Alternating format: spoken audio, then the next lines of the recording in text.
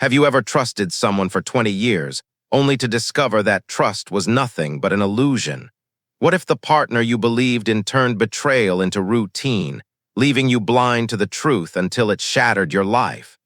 Today on Cheating Stories 7, we bring you a gripping tale of deception, heartbreak, and revenge that transformed pain into power. Make sure to like, comment, and subscribe to Cheating Stories 7 so you won't miss the shocking twist in this story. Now, let's dive into She Betrayed Me After 20 Years, but Divorce Became My Revenge. Ethan Carter believed that the strength of a marriage was measured not in sparks but in structure. For more than 20 years, he had built that structure with the patience of a craftsman, steady paychecks, a modest house in a safe neighborhood, and routines designed to keep chaos at bay. The mortgage was manageable, the pantry full, the children's laughter as reliable as birdsong drifting through an open window on a Saturday morning. Outsiders looked at the Carters and saw a couple who had cracked the code of endurance. Friends envied them. Neighbors trusted them. Even family members pointed to their marriage as proof that time itself could be loyalty. Ethan believed it too, until the details began to betray him. Marissa played her role seamlessly. She smiled at PTA meetings, brought cupcakes to soccer games, and posted family photos with captions about gratitude. Her laugh at social gatherings carried the right pitch, the right warmth. Yet in the quiet of their home, Ethan noticed how quickly her phone slipped back into her hand once the dishes were cleared. He told himself it was harmless, scrolling, online shopping, maybe texting her sisters. Every explanation was easier than suspicion. He wanted to be the man who trusted, not the husband who spied. But trust, he would learn, can sometimes be just another word for blindness. Late evenings revealed the gap most clearly.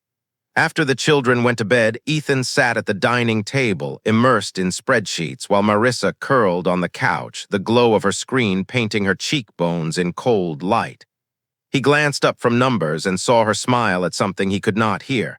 That smile, private and withheld, stung more than silence.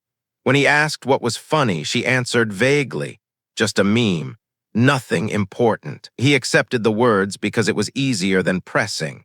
After all, hadn't she sacrificed her career to raise their children? Didn't she deserve harmless escapes? The illusion held because Ethan reinforced it.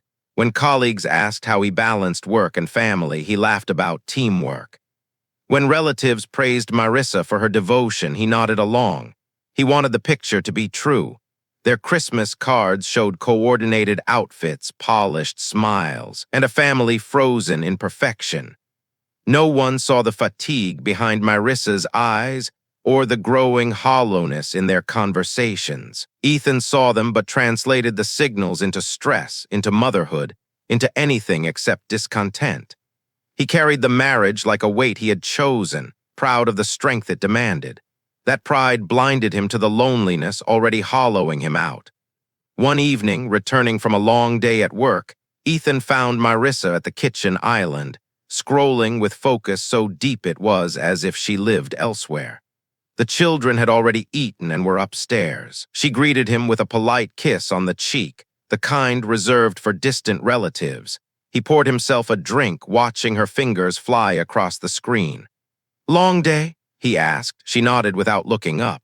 That night, lying in bed, the glow of her phone slipped under the bathroom door like an unwanted ghost. He stared at the ceiling, repeating the mantra that everything was fine. That mantra worked until it didn't. Ethan was not naive. He was committed. He believed marriage was about weathering storms, not questioning clouds. So when Marissa's excuses grew thinner and her laughter became less shared, he doubled down on being reliable. He cooked Sunday breakfasts, mowed the lawn, replaced porch bulbs, and kept the machinery of their lives running smoothly enough that outsiders never imagined a crack.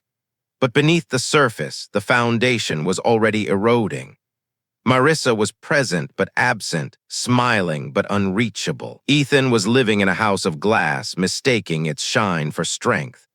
When friends praised their perfect family, Ethan smiled back, unaware that perfection had already fractured.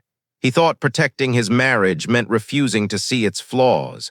In truth, he was preparing himself for the shock that would rewrite his life.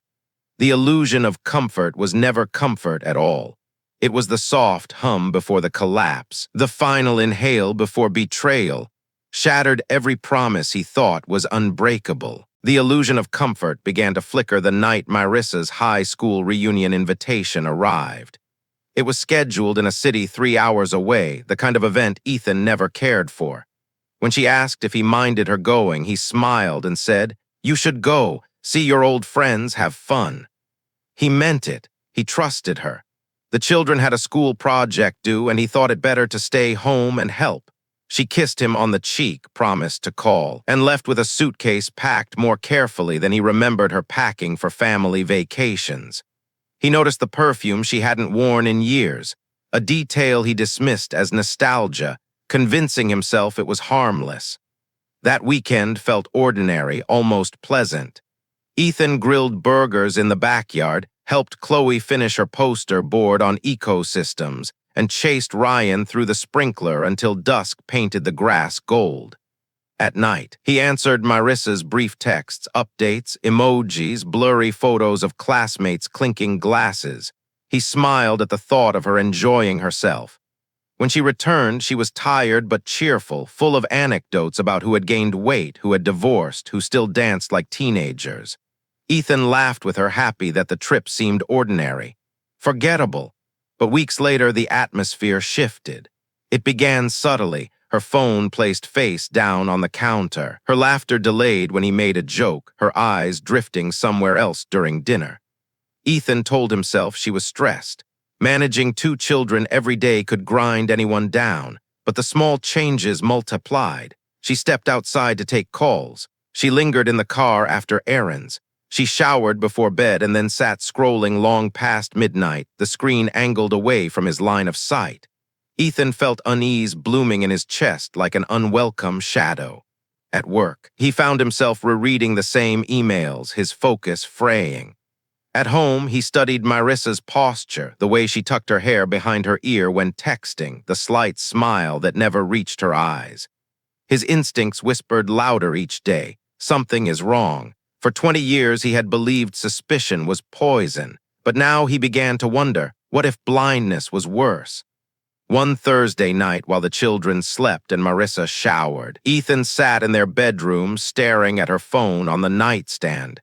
His hands trembled. He hated himself for even considering it. He told himself it was only to silence the gnawing voice inside him. He picked up the phone, no password. The screen opened to a thread of messages, recent and relentless. At the top was a name, Daniel Ross.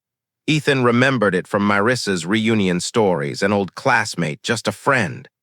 But the words on the screen told another story. "You're the only one who sees me. We were meant to be together, soulmate." Dozens of exchanges, some sent while Ethan cooked dinner, others while he tucked the kids into bed. His stomach dropped, as if gravity itself had betrayed him.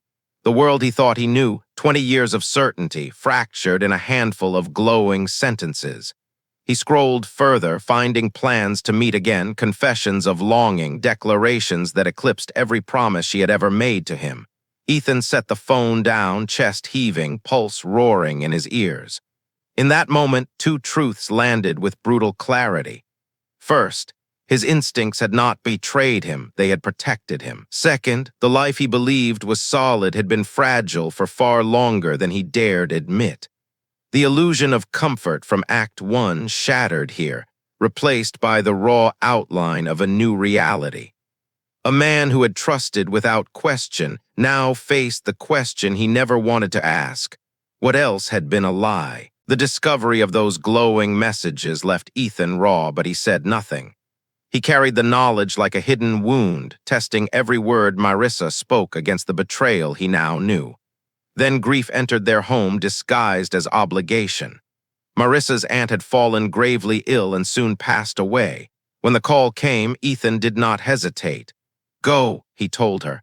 "Be with your family. I'll take care of things here."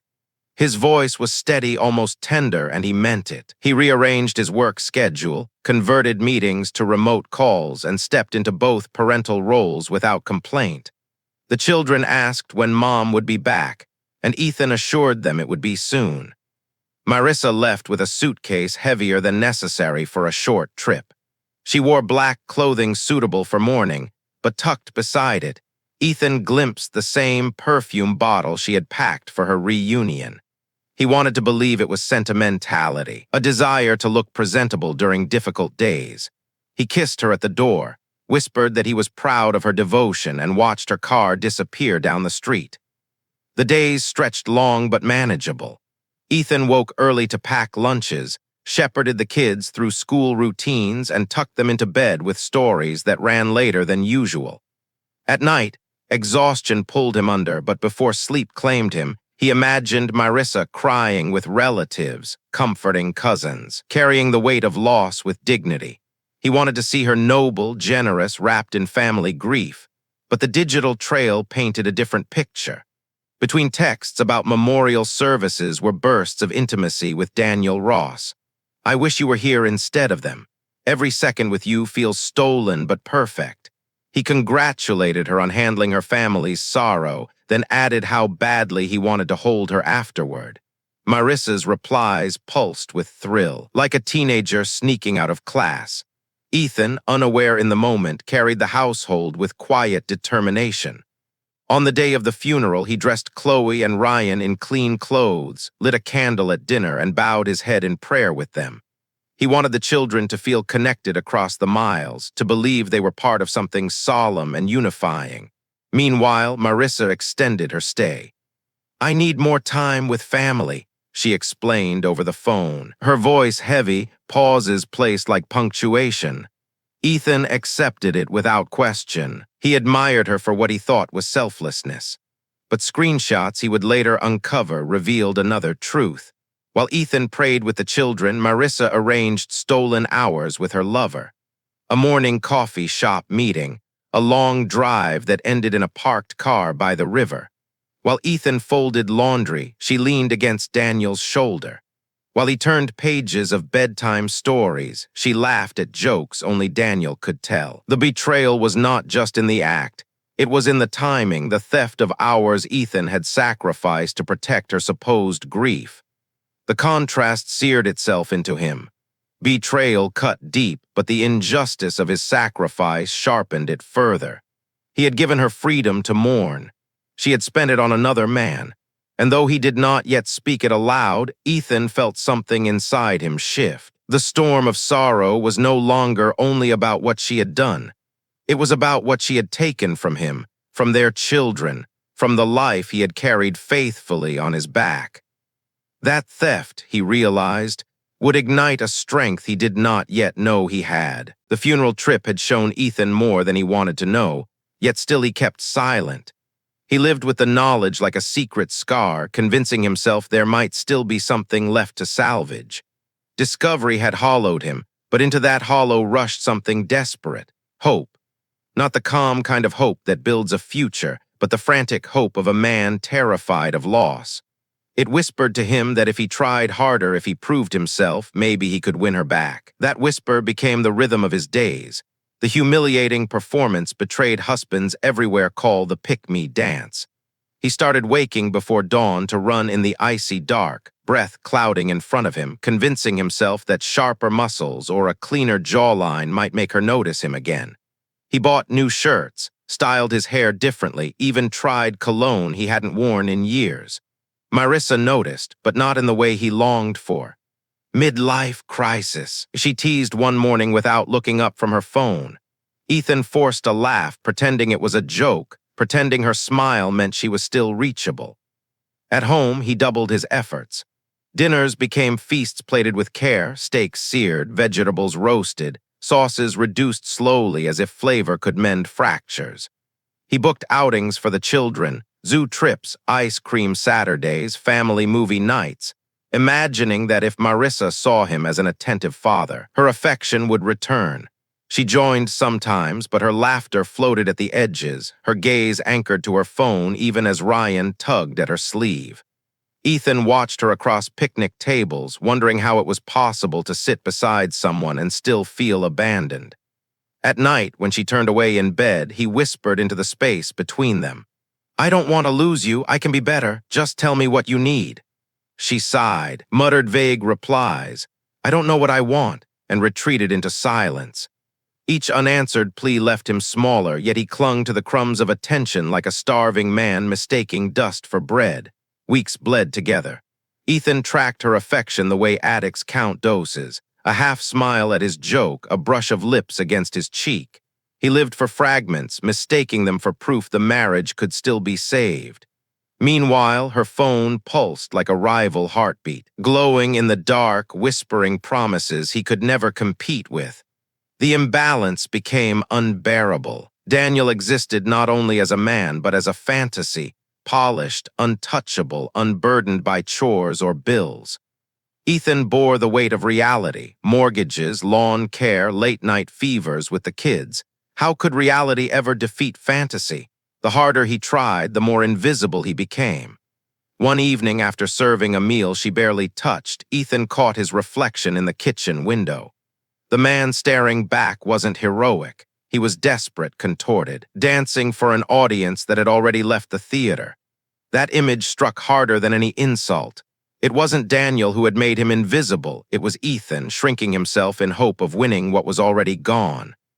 That night he did not beg. He did not whisper confessions into the dark. He lay still, staring at the ceiling, listening to the faint tapping of her thumbs on the glowing screen.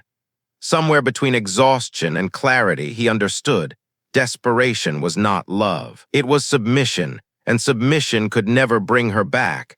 The dance ended not with applause, but with silence. Ethan's silence, chosen at last. The silence Ethan had chosen after the humiliating dance was not weakness, it was space. And in that space, something new began to take root. The weeks of begging, the endless contortions of himself had hollowed him out. Yet in that hollow, he found the seed of clarity. It sprouted quietly one afternoon at work when a colleague who had survived his own imploded marriage noticed Ethan's distracted eyes. Without preamble, the man pressed a book into his hands. No more Mr. Nice Guy. You'll see yourself in it, the colleague said. That night after the kids were asleep and Marissa curled on the couch with her phone, Ethan opened the book. Each page was a mirror and a wound. He saw himself in the overgiving husband who confused endurance with love, the man who feared conflict more than betrayal. He read until midnight, the words cutting through his illusions. The book did not heal him, but it gave language to instincts he had been smothering. Therapy followed. At first, Ethan resisted, telling himself therapy was for people weaker than him. But a friend insisted, and eventually he booked a session. In that quiet office, under the steady gaze of a stranger, Ethan admitted truths he had never spoken aloud. That he was terrified of being alone, that sacrifice had become his substitute for devotion, that he had mistaken survival for love. The therapist listened without judgment, then asked a question so sharp it pierced him. What would happen if you stopped fighting for her and started fighting for you? Ethan carried that question home like a compass, and the compass pointed toward one conclusion. One evening, while Marissa scrolled in the living room, Ethan stood in the doorway. His voice was steady, stripped of the desperation that had once begged in whispers. We need to talk. She looked up, mildly annoyed, as though he had interrupted a television show, but he did not flinch. I know about Daniel, he said. Her eyes widened, then narrowed, then softened into mock pity. He did not stop. This is simple, end the affair, no contact, or this marriage ends. The room seemed to hold its breath. Marissa laughed, brittle and sharp. You, leave me. Don't be ridiculous, Ethan. You'd never do that. You need me. Once that laugh would have broken him. Once her words would have tethered him to silence. But something inside had shifted. He no longer feared her absence more than he feared losing himself. His reply came low, measured, unshaken. I don't need you. I wanted you. There's a difference, and I won't live with a lie. Her expression flickered, amusement, irritation, then something close to uncertainty. She tried to recover, to twist the narrative, accusing him of being controlling, paranoid, cruel. But he did not argue. He did not defend. He repeated only once, calmly, end it, or I end us. That night, Ethan slept in the guest room, not in exile, but in declaration. For the first time in months, he did not beg, he did not perform. He drew a line in the sand and stepped to his side of it. He knew Marissa might not believe him yet. That was fine. The ultimatum was not for her, it was for him. Fear of loss had transformed into readiness to walk away, and in that transformation, Ethan reclaimed something she had stolen long ago, his power. The ultimatum had been spoken, but Ethan knew words without action were fragile. Boundaries without consequences were just another verse in the humiliating dance he had already abandoned, and he was finished dancing. The next morning, instead of scrolling through regret, Ethan opened his laptop and scheduled 2 appointments, one with a therapist, one with an attorney. The attorney for the outer war, the therapist for the inner one. The attorney was pragmatic, almost clinical. She explained the terrain with clarity, division of property, custody arrangements, financial disclosures. Document everything, she advised. Do not retaliate, do not give her leverage, keep the record clean, the law rewards steadiness. Her tone carried no sympathy, but Ethan didn't need sympathy anymore. He needed a map. She gave him one. The therapist offered something different, silence wide enough for truth. "Why are you here?" she asked softly. Ethan hesitated, then admitted what he had never allowed himself to voice. "Because I've been terrified to stand up for myself, and I can't live like that anymore."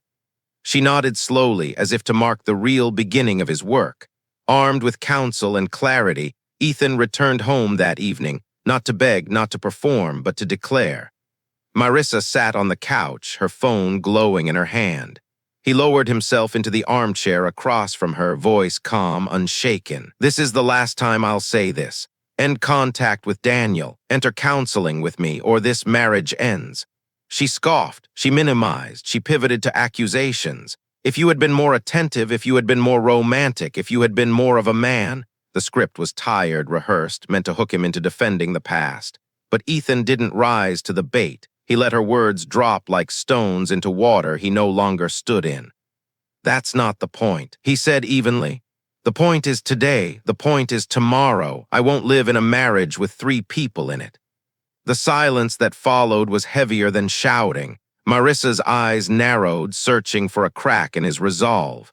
For the first time in 20 years, Ethan felt the quiet thrill of self-respect pulsing steady in his chest. It didn't roar, it beat like a new heartbeat. That night, he didn't climb into their shared bed. He carried a pillow to the guest room and turned off the lamp alone. But it was not exile. It was declaration. He no longer updated her on his whereabouts. He scheduled his days around the children, not her moods. He organized school drop-offs without seeking input, paid bills without commentary, and began to live as if he were already the sole parent of consequence. The boundary was not cruelty. It was care, care for himself, and care for Chloe and Ryan, who needed stability more than they needed the illusion of reconciliation. When Marissa asked where he had been after work, he answered factually but briefly. No explanations, no justifications. He no longer auditioned for approval. The next morning, Ethan stood at the kitchen counter with a cup of coffee, the light catching steam as it curled upward. He spoke with a calm finality. "I'll proceed based on your choice." Her answer was a shrug dressed as confusion, but shrugs are answers too.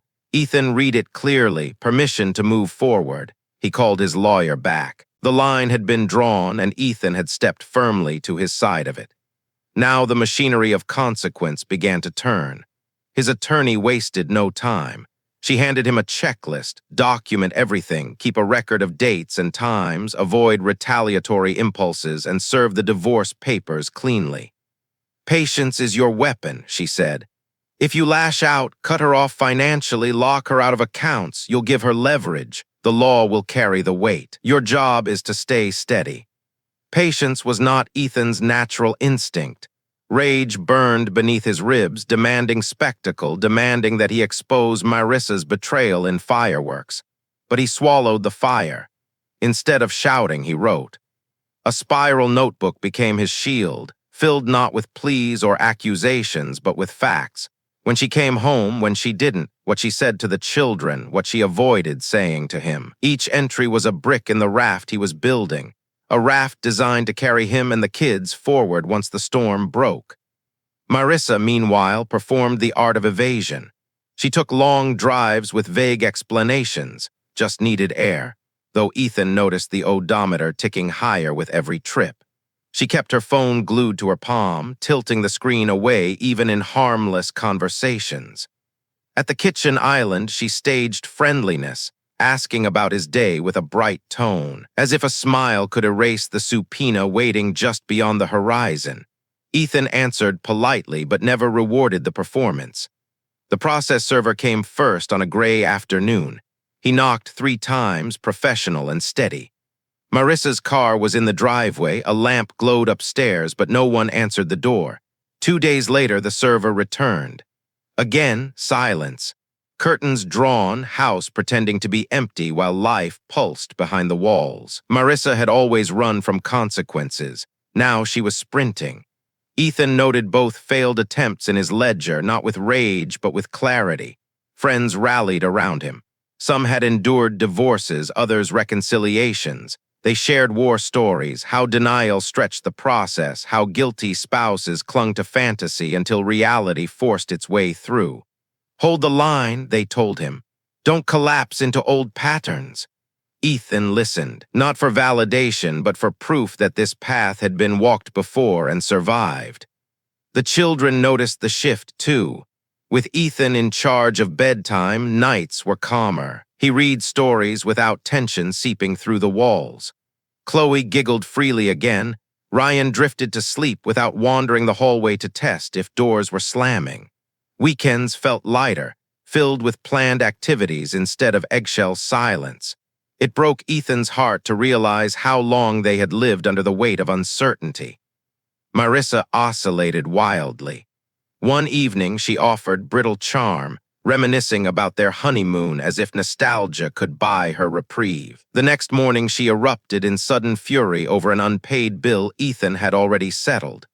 Fantasy collided with the immovable structure of law, and she scrambled to preserve a version of reality where she remained exempt from consequence. Ethan prepared himself. He knew the hardest part had not yet arrived. When the papers finally landed in her hands, she would panic. She might rage, she might cry, she might bargain. He braced for it all. Whether it woke her from denial or drove her into tantrums didn't matter.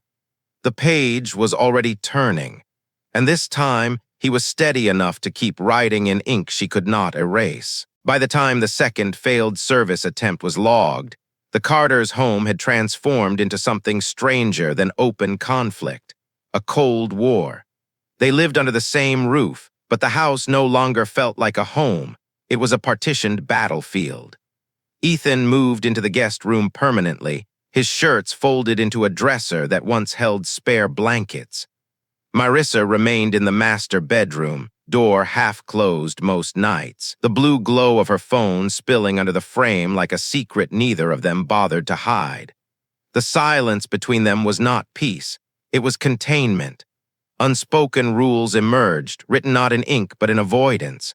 Separate bedrooms, separate calendars taped to the fridge, Ethan's marked in blue for work, school drop-offs, and soccer practice.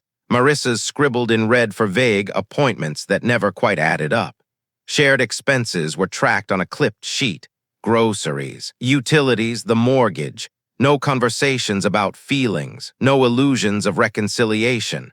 The machinery of family life still turned, but it turned out of necessity, not partnership.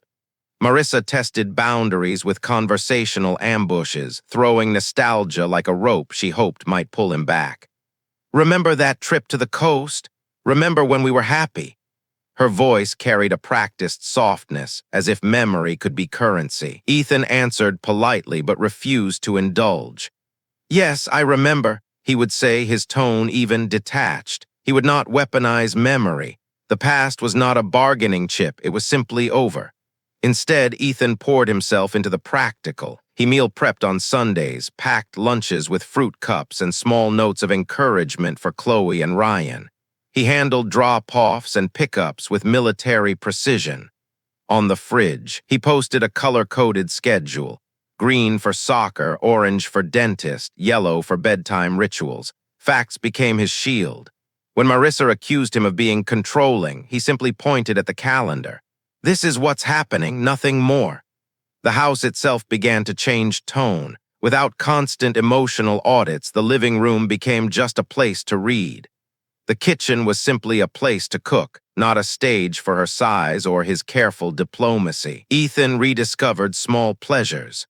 The hiss of grinding coffee beans in the morning, the clean entryway free of abandoned bags, Ryan's laughter echoing against the hallway walls when Nerf darts flew in harmless battle. He also began to notice patterns he had ignored for years.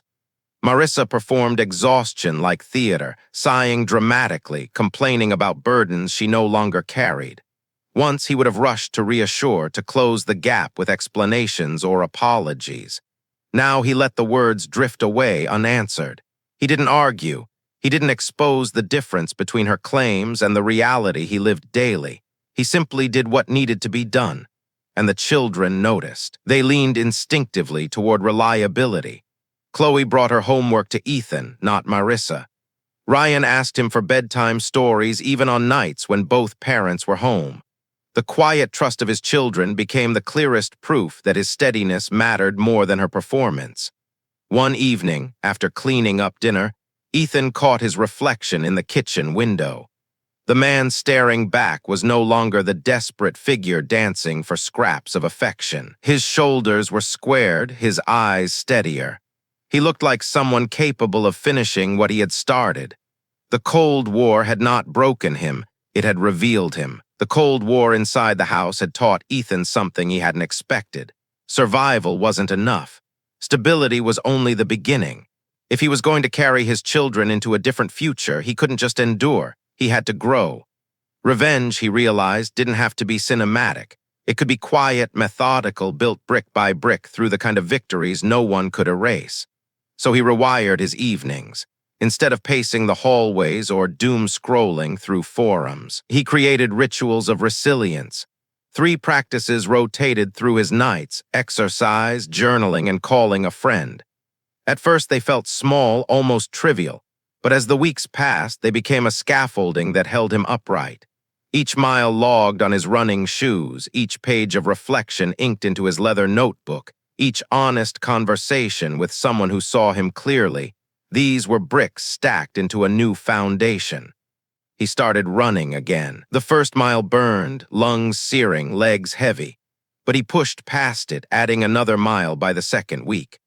At the gym, he slid an extra plate onto the barbell, lifted cleanly, and felt the kind of surge that had nothing to do with Marissa's gaze. In the bathroom mirror, he no longer saw a man shrinking for approval. He saw shoulders straighter, eyes less clouded, a spine no longer bowed under invisible weight. Around the house, he tackled corners long neglected. The garage, once a graveyard of half-finished projects and boxes of forgotten memories, was cleared and reorganized.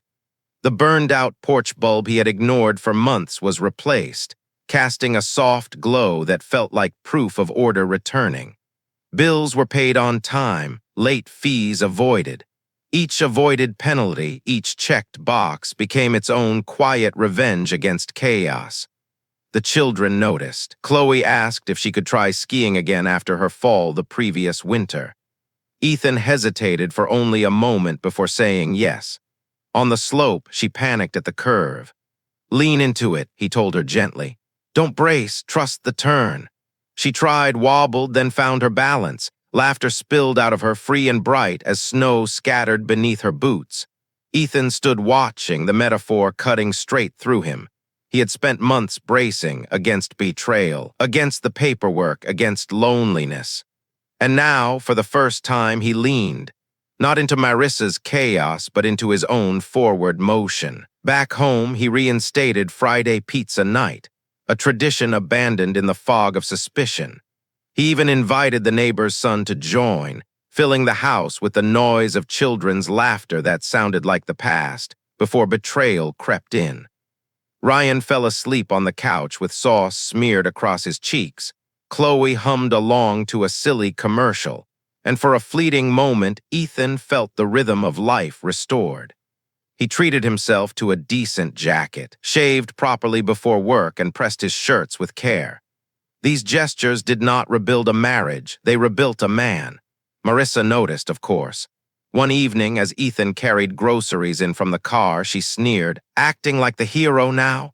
Her words dripped with contempt, but Ethan didn't bite. Heroes needed applause. He wasn't chasing applause anymore. He was keeping promises to himself, to his children, to the future he was quietly earning. Each small win was a brick, and with every brick his spine grew stronger. The small wins had given Ethan momentum, but he knew he couldn't walk this road alone. In the quiet hours after his children had gone to bed, he found himself searching, not for distractions, but for recognition. Late at night, the soft glow of his laptop became a portal to places where strangers told their truths. Online forums filled with men and women who had lived through betrayal became his unexpected refuge. At first, he only read. Stories scrolled across the screen. Marriages cracked open in familiar ways, partners rewriting history, fantasies masquerading as love.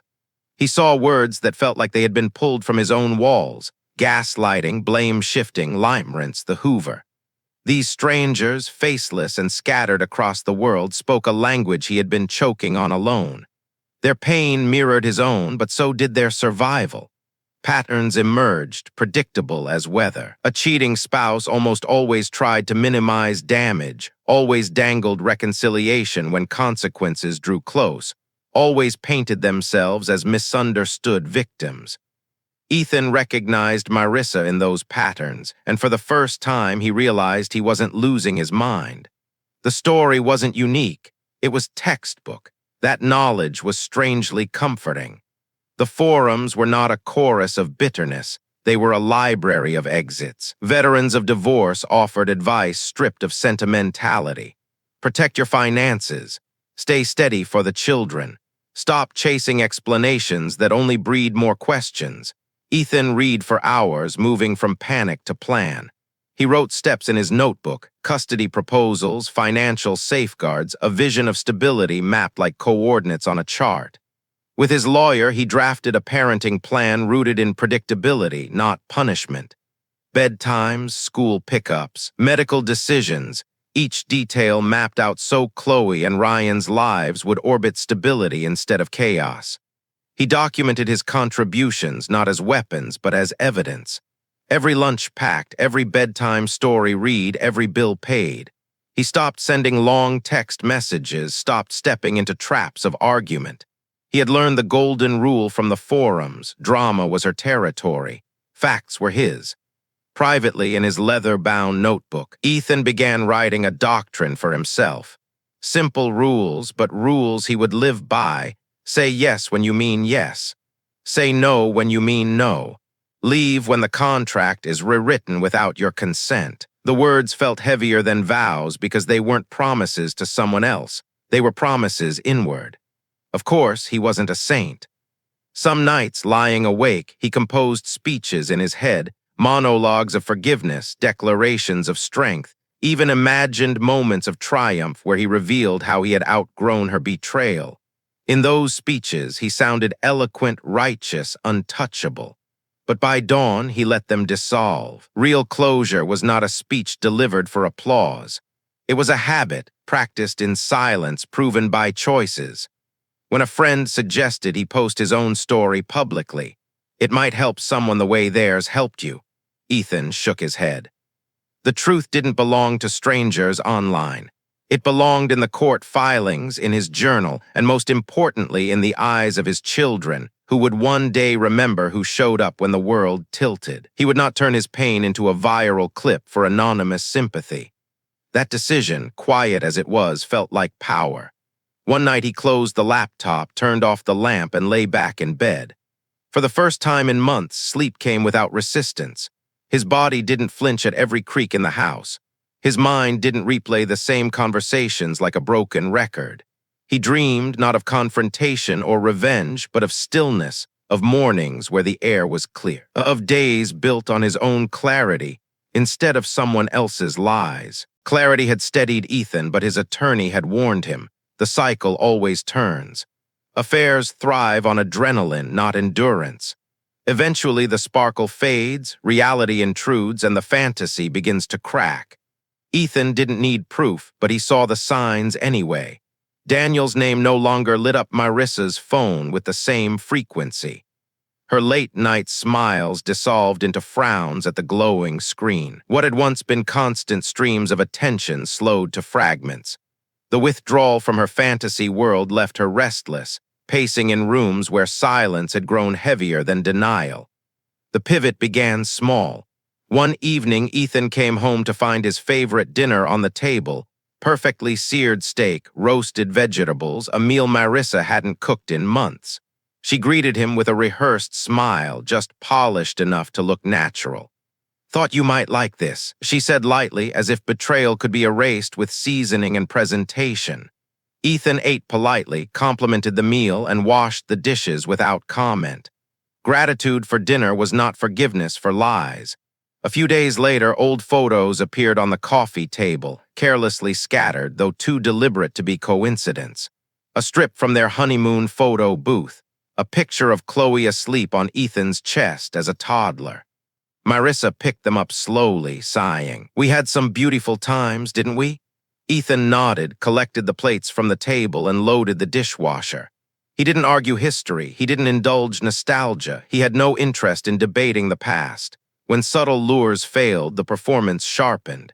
She cried without tears, laughed without joy, testing which mask might make him react. She touched his arm in passing, lingered at the doorway of his guest room. Then, at last, came the line he half expected. "Maybe we should pause the divorce for the kids." The words tugged at him for a heartbeat. The fantasy whispered, "If you bleed a little longer, maybe the family can be restored." But clarity, hard-earned and disciplined, named it correctly. It was not reconciliation. It was a Hoover, the desperate vacuum that pulls betrayed partners back into submission when fantasy collapses. His answer was steady, measured, stripped of emotion. "If you want reconciliation, we start with therapy. No exceptions." Her smile vanished, jaw tightening into a hard line. She refused, muttering something about not needing strangers in their marriage. And just like that, the illusion she dangled collapsed.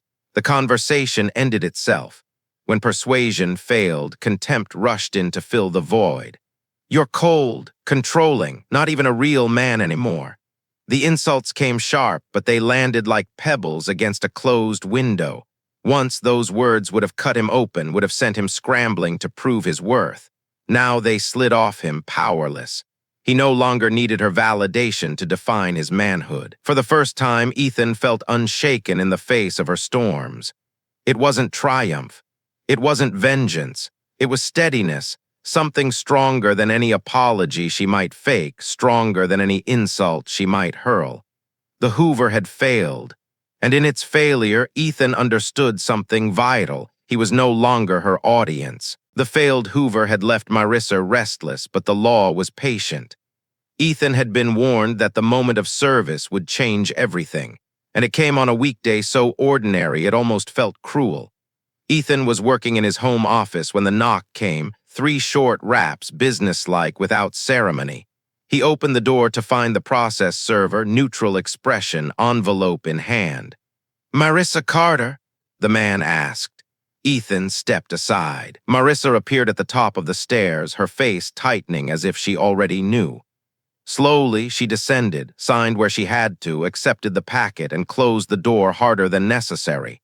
No screaming. No cinematic showdown, just paper, ink, and staples that carried the weight of endings. But silence never lasts. Minutes later, Ethan's phone lit up with a flood of messages. Accusations strung like beads. "Coward. How dare you hide behind strangers? After everything I gave you. After all the years I wasted on you." The words rang with desperation, more frantic than furious. Ethan didn't reply. Instead, he gathered Chloe and Ryan, drove them to the park, and pushed Ryan on the swing until both of them were breathless. Each swing felt like a breath of proof that even in chaos he could choose steadiness. Hours later, when the children were asleep, he replied with 3 sentences. "The papers formalize what is already true. I will cooperate fully to minimize harm to the children. Further communication should be about logistics or go through counsel. No history. No insults, just boundaries written in plain words. Her response was predictable. She threatened to fight for the house she rarely maintained, for money she once mocked as not her job. Ethan saw the hooks buried in her words, invitations to argue, to justify, to bleed energy into her chaos. He didn't bite. Instead, he called his attorney the next morning, asked about disclosure forms, timelines, and the cleanest way to negotiate a buyout. Facts, not fury, would be his answer. That night, after the house was quiet again, Ethan sat alone at the kitchen table. The petition lay open in front of him.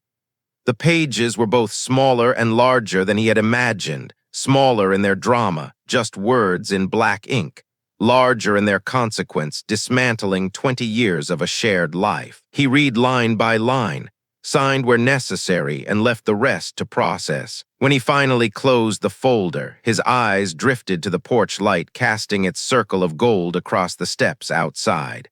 He had replaced that bulb weeks ago, a small act that once felt trivial. Now its glow carried meaning. The house was no longer a stage for betrayal. It was simply a home again. And for the first time in years, Ethan believed he would decide how it shone. The papers had been delivered, and the silence in the house thickened. But paperwork was only the first crack. The real dismantling came in fluorescent-lit rooms where the language of endings was spoken not with rage but with numbers. Mediation arrived without gavels, without the drama of a courtroom. It came in the form of a beige conference room, a long table scarred with years of negotiations, and a mediator whose voice moved steady as a metronome. Ethan sat on one side, his attorney beside him. Across the table, Marissa fidgeted with her pen, eyes sharp one moment and evasive the next. The mediator spoke of assets, custody schedules, retirement accounts. Each topic was stripped of romance, reduced to lines on a spreadsheet. Ethan wasn't there to punish. He was there to stabilize. His proposal was simple, clear: keep the children's lives anchored, school routines intact, bedtime rituals preserved, weekends predictable. He offered to buy out Marissa's share of the house, not to hoard, but so Chloe and Ryan could keep their rooms, their posters, their shelves of toys exactly as they knew them. Stability, he realized, was his revenge, the quiet proof that reliability outlasted fantasy. Marissa swung like a pendulum. One moment she demanded half his retirement account and spousal support for a lifestyle she had never truly maintained. The next, she conceded suddenly, startled when the mediator explained that "I don't want to work" was a preference, not a disability. Reality had entered the room with paperwork attached, and no amount of sighing could erase it. Through it all, Ethan kept steady. When she muttered accusations under her breath, controlling, ungrateful, cold, he didn't rise. His lawyer nudged him once, whispering, "You're doing fine. Let the facts do the work." And the facts cut sharper than insults ever could. Every entry in his journal, every receipt, every calendar note built a case stronger than outrage. He accepted compromises that stung in the short term, an extra weekend traded here, a financial concession there. But each acceptance purchased peace in the long term, and peace was priceless. For the first time in years, he realized that giving something up could still feel like winning if what he gained was clarity. When the session ended, Marissa left first, her heels clicking down the hall, muttering about fairness to no one in particular. Ethan remained seated for a moment, gathering his papers into a neat stack. He didn't rush. He didn't tremble. He simply placed them in his folder and rose, shoulders squared, chest steady. In the car, he sat with his hands on the steering wheel, not starting the engine right away. The air outside smelled of rain. He let it fill his lungs before turning the key. No tears came, no rage, just the low hum of clarity, the recognition that he had crossed another threshold. The marriage was over, but his map forward was already unfolding. He pulled out his phone and sent a message to his sister. 3 words, nothing more. We're okay. Not bravado, not denial. Just the truth. A small map drawn in 3 words pointing forward, away from collapse toward something steadier. The mediation had drawn the map. Now came the ink. The settlement arrived like a weather front, predicted for weeks, whispered about in drafts and emails, and then suddenly present in signatures and stamps. Pages filled with numbers, bank accounts divided, equity measured, obligations itemized. What had once been a marriage was now a ledger. Ethan read each line slowly, not with disbelief, but with the quiet acceptance of a man who had already grieved. He signed, transferred funds, and finalized the buyout of the home. A date was set.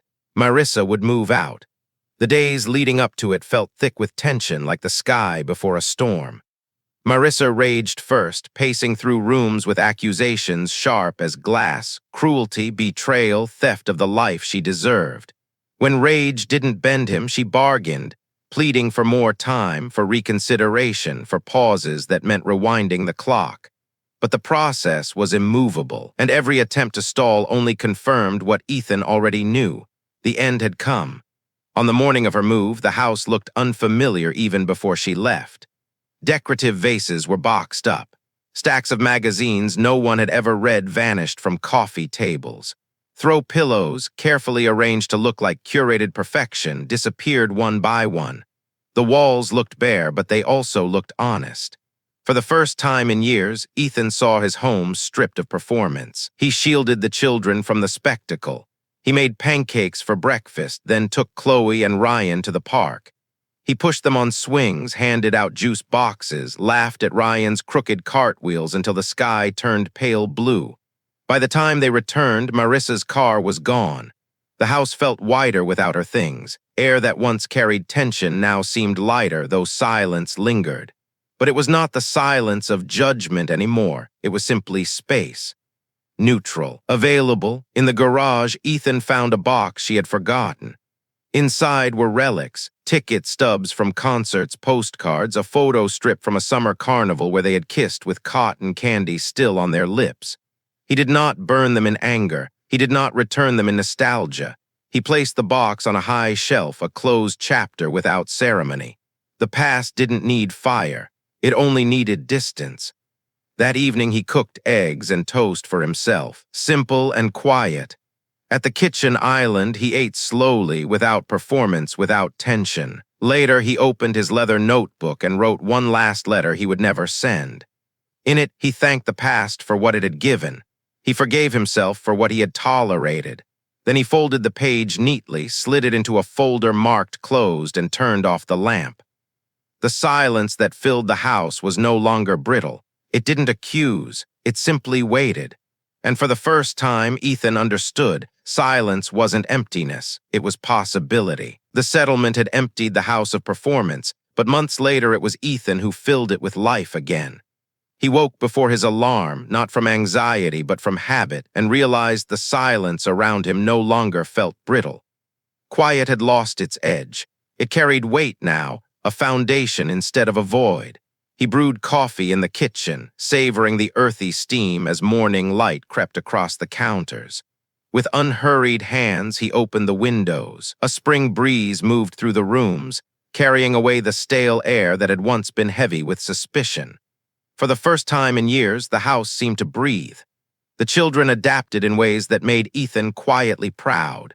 Chloe's laughter regained its roundness, no longer edged with hesitation. She sprawled across the living room floor with crayons, humming while she drew suns and mountains. Ryan slept through the night without wandering into the hallway to check if doors were slamming. Their routines stabilized. Homework at the dining table, soccer practice on Thursdays, bedtime stories read without tension hiding beneath the words. Co-parenting was imperfect but reliable. Marissa now carried her share, not from love but from obligation. She found a job that required punctuality and accountability. And though Ethan never gloated, he noticed how responsibility began sanding down the sharp edges of her entitlement. She arrived at agreed-upon times, sometimes exhausted, sometimes resentful, but she showed up. And that was enough. Ethan invested not in her absence, but in his presence. Weekends turned into hikes along wooded trails where he taught the kids to read markers and listen for birdsong. Once a month, he hosted dinners with friends, filling the table with laughter and conversation that was warm and unburdened.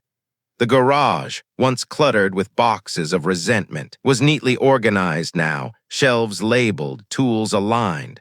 Order had replaced fog. One evening, as dusk settled across the yard, Ethan sat on the porch with his leather notebook. The air smelled of cut grass and cooling earth. He wrote a doctrine for himself, not as grand as vows, but truer. Choose people who choose you. Teach your children that love without respect is only theater. Leave quietly when the script demands your blindness. He signed his name at the bottom, Ethan Carter, and closed the notebook with a small, steady smile. Not triumphant, not bitter, just true. The good ending, he realized, had never been about Marissa losing. It was about him no longer losing himself. Revenge was not a spectacle, not a viral exposure, not an explosion of rage. Revenge was clarity disciplined into action, choosing stability, choosing dignity, choosing peace. The story did not end with applause or spectacle.